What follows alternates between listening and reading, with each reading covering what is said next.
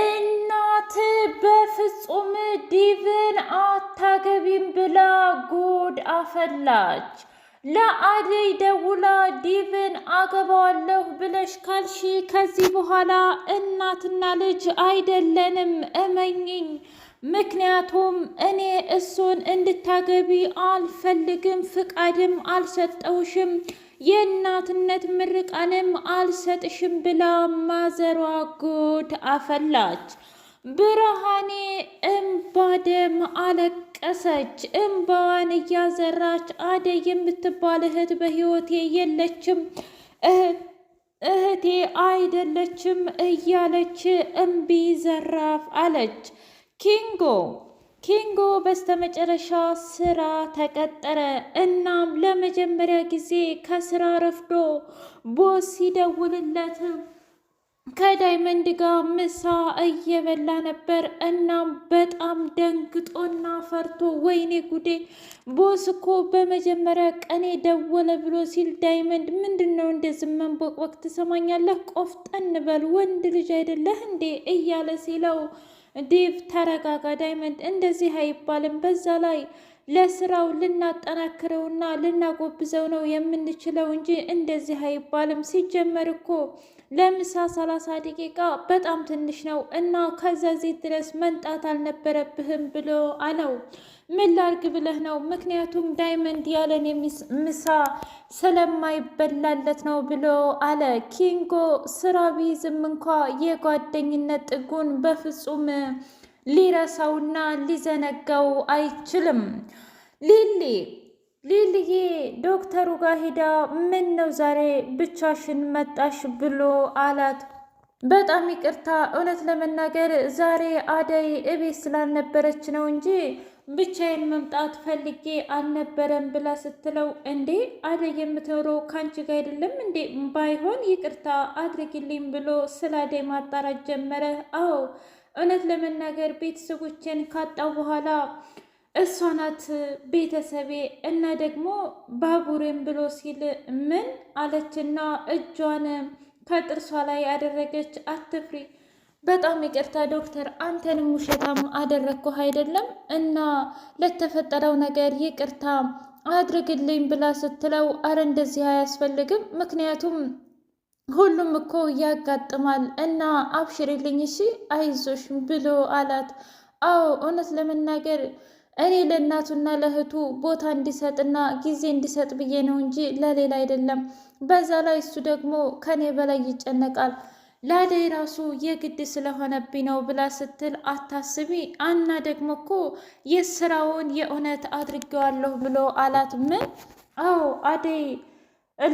አደይ እዚህ ለመስራት ተስማምታለች። አንቺስ ብትሆኚ ህፃናቶች የሚያስፈልጋቸውን ነገር ማድረግ፣ እንደገና ደግሞ እነሱን ማስደሰት፣ በቃ ብቻ በተሰጠሽ ጥበብና እውቀት ለሰው ልጅ ደስታንና ሰላምን የምትስጭ ከሆነ ይህ ራሱ ትልቅ ነገር ነው። ደግሞ ከወንዶች ይልቅ ሴቶችን በጣም እንደሚቀርቡ ይታወቃል አይደል እንዴ?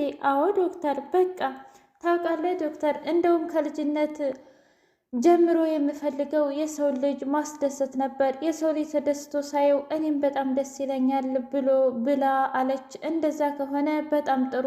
ለማንኛውም ከዚህ በኋላ አደይና አንቺ ትሰራላችሁ ብሎ አላቸው። እጅጉን ሊልዬ እጅጉን ደስ አላት። የፍቅር እናት ለአንዴና ለመጨረሻ ቅጣትሽ ነው ብላ ቤቱን ቆልፋ ስልኳን ቀምታ እያሰቃየቻት ትገኛለች። ሰላም ሰላም! ውድና የተከበራችሁ ሌላ ኤንድ መሐመድ የዩቲዩብ ቻናል ቤተሰቦች እንዴት ናችሁ? ሁሉ ሰላም፣ ሁሉ መልካም። እኛ ሰላም ነን፣ ደህና ነን። ለቻናል አዲስ የሆናችሁ ሰብስክራይብ እያደረጋችሁ ቤተሰብ የሆኑ ነበር ቤተሰቦቻችን ደግሞ ስለምትከታተሉን እጅጉን አድርገን እናመሰግናለን። እጅግ አስተማሪውና አጓጊው አደይ ድራማ እንደቀጠለ ይገኛል።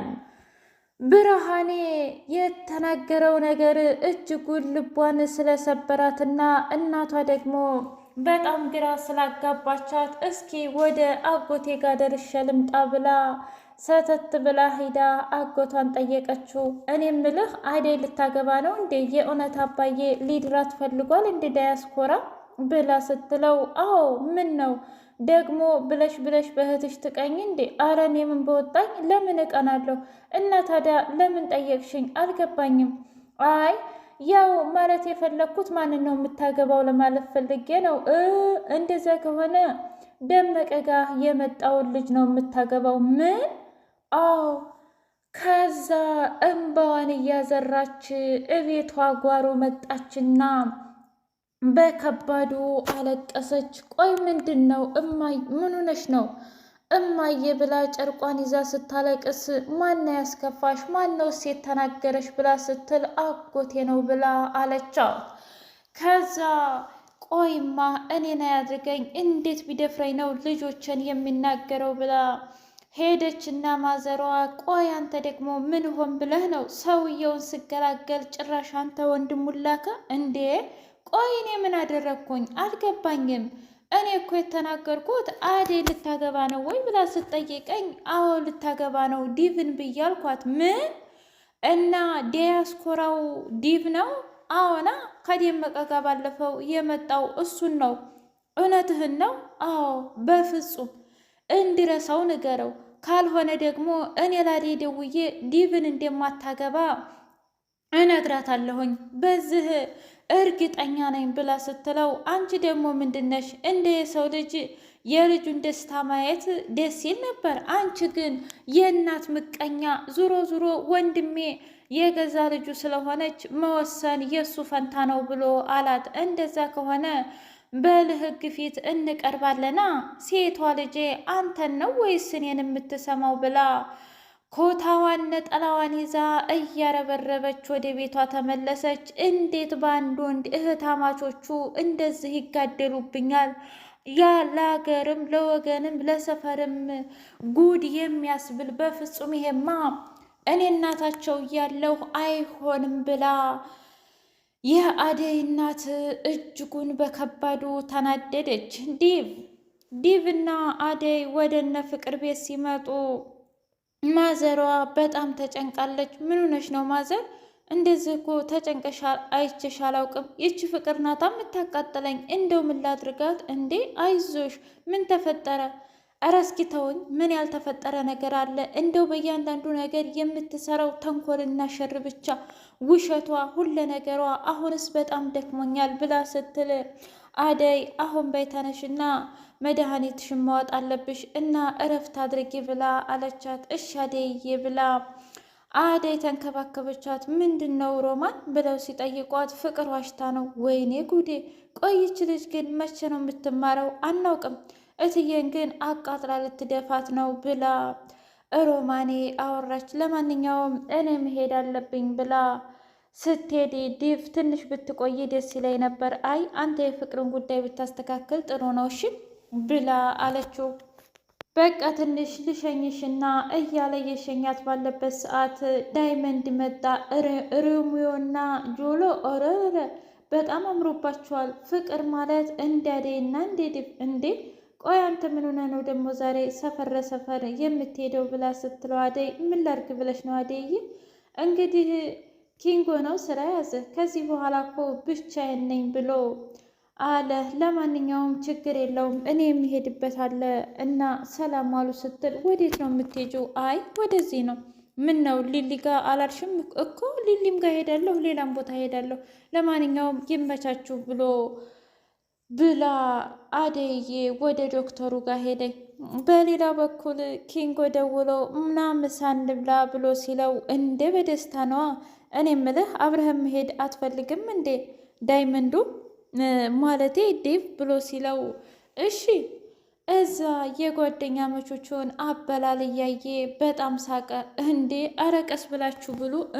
አንተ ለካ ይሄን ጭጉዬ መይ ተማርከው ዴቭ። ለማንኛውም ለወደፊቱ የእኛን ጀማአ መቀላቀል ከፈለክ እንደዚህ ነው እሺ የሚበላው ምናምን ብሎ ቀለድ አደረገ። እሺ ለማንኛውም ግን ጓደኝነታችሁ በጣም ያስቀናል እሺ እያለ ትንሽ ሞቅ ሞቅ አደረጋቸው። ሊሊዬ ቁጭ ብላ ብቻዋን ስለ ባቡሬ እያሰበች ነው። ማዘሯና ደግሞ እንዲሁም ቅምጥል በጣም ሰግተው ሊሊዬን ለመጠየቅ ሲሄዱ እንዴ ባርች አልመጣም እንዴ? አረ ቅድሚያ እየታመመ ልንጠይቅ አይደል እንዴ የመጣ ነው? ወይ ማዘሯ፣ አሁን እኔ መሄድ አለብኝ። አየኋት አይደል? ደግሞ በዛ ላይ ሊሊ እኮ እየገባት ናት እና ሁሉንም ነገር ትረዳኛለች ነው ብለሽ ነው? እሺ እንደ የዛሬ ልጆች እንድተሯሯጡ። ግን ልጄ ባቡሬ አልመጣም እንዴ? አዎ ማዘሯ አልመጣም። ምን ተፈጥሮ ይሆን? እኔ እኮ አንቺ ጋር መስሎኝ ነበር። አረ እኔም ጋር አልመጣም። ወይ ጉድ! በቃ ብቻ እደውልለታለሁ። አንቺስ እንዴት ነሽ ብላ ስትላት እኔ በጣም ደህና ነኝ ማዘሯ፣ ለማንኛውም ቡና ላፍላ እያለች ስትል ኧረ አይሆንም አሁን አደይ ትመጣ የለ አደይ ታፈላለች ብላ ሊሊ እያለች እንደዛ ከሆነ እሺ ብለው የሆድ ሆዳቸውን እያወሩ ዶክተሩ ኢዮኤል ደግሞ ከጓደኛው ጋር እያወራ ይገኛል። እናም ስለ እያንዳንዱ ስለ አደይ እያወራ ደግሞ እኮ ስሟ በጣም ያምራል እንዴ ስሟ ማን ነው ብሎ ሲለው አደይ ነዋ። ምን ብሎ ሳቀበት። ቆይ አንተ ለምንድን ነው የምትስቅብኝ? አረ የእውነት በጣም ይደብራል። እንደዚህ እየቀለድኩ ይመስለዋል? እኔ እኮ ከልቤ ነው። እና ታዲያ ስለ አደይ ባክግራውንድ ታውቃለህ? ማለቴ ዝም ብሎ ማፍቀር አይከብድም እንዴ? እስኪ ተወኝ ባክህ። በጣም ጨዋ ስለሆነች ዝም ብዬ በወዳትና ባፈቅራት ራሱ ምንም ችግር የለውም እያለ ሲያወራ አደዬ ከተፋለች። ስልኩን ሳይዘጋው ከአደይ ጋር በጣም ብዙ ነገር አወሩ።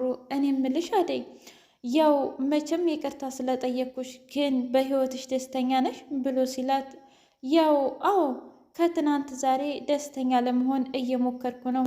እስኪ ንገሪኝ በህይወትሽ ምን ያስደስትሻል ብሎ ሲላት፣ በቃ ሰዎች ሲደሰቱ ማየት፣ እንደገና ደግሞ በተለይ እናቴ ስትስቅ፣ በቃ ቤተሰቦቼ ምናምን ያስደስቱኛል። በጣም ይገርማል። እንዴ ማለት አልገባኝም። ማለቴ ሌላ ነገር ጠብቄ ነበር። አንቺ ግን ቤተሰቦቼ ምናምን አልሽኝ። አዎ እናቴ ገጠር ነው የምትኖረው። በቃ ብቻ ይህን ባስተካከል በጣም ደስ ይለኛል ብላ ስትለው፣ እና ታዲያ ለምንድን ነው እናትሽን የማታመጫቸው ወደዚህ? አይ ዶክተር፣ ለዛሬው ብዙ ያወራን ይመስለኛል፣ ግን እንደዚህ ስለጠየከኝ በጣም አመሰግናለሁኝ ብላ አለችው። እሺ እኔም ዛሬ ላጨናንቅሽ አልፈልግም፣ ነገር ግን ለወደፊቱ በጣም ብዙ ነገር እናወራለን ብሎ አላት።